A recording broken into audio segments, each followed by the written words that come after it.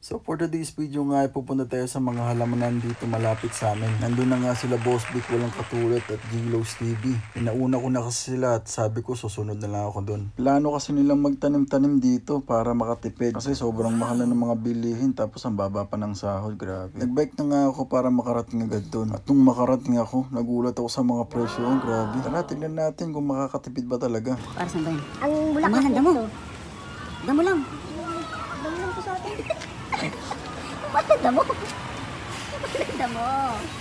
Ang bulaklak nito kuya. Ubas pa, magkano? 4,000. Tingnan tayo ng ubas na ano. Strawberry kuya. Strawberry rin. Yung strawberry. Pwede niyan yung taglamig. Anong tanim to? Kamundig. Kalamansi. Eh malaking Gumamela to? Gumamela to, di ba?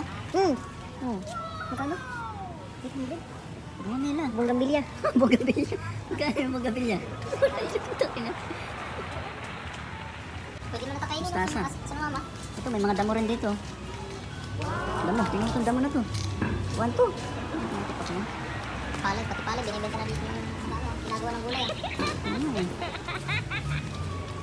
May onion. Yung leaves. Ay ba nga dyan may bunga na eh. Gabi. May bunga nga yung ubas, pwedeng tikman daw yun eh. Tingnan natin. May rose yun. Yung rose. Ay. Cigar yan. Ito, ano tawag dito?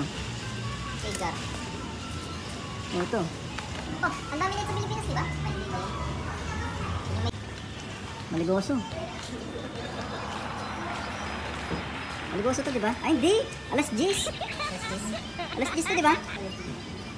Hindi. Di ba alas 10 yan? Alas 4. Damo lang to sa atin. Tinitingnan Alas 10 yan. Pagka alas 10, namumukadkad yung ano niya. Oh, alas 10.5. Di ba? Ayan o. 10:50. Sige. Ang mahal oh. 4,000. Sige ko ah.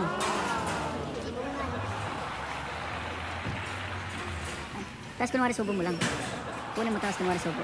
Hindi, parang ano lang, parang ano lang. Dala! Nagutom pa nga si Boss Vic at napatay ng mga pagkain. Alam niyo naman, nanupan to lagi. Gutom pa lagi no? Ayun, 149 lang. Mahal ng takoyaki. 500. Maganda kasi ang mahal yan. Tara. Ano to? Isda. Chocolate sa loob? Subukan natin.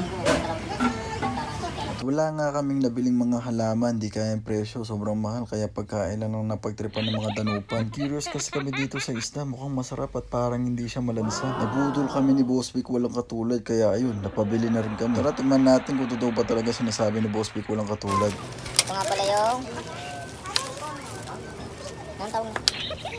Ito, tikman natin itong isda kung di malansa. Dumadari.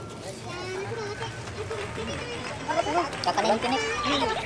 Bakit tinik? Hindi malansa. O yan eh. Hindi malansa.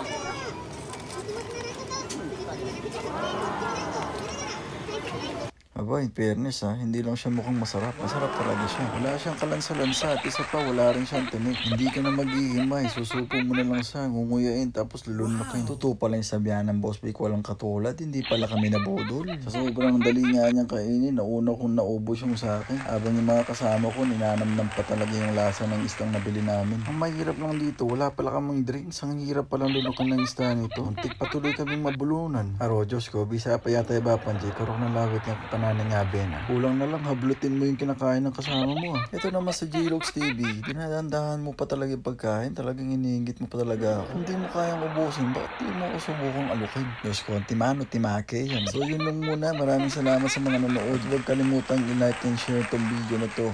Yun lang, maraming salamat.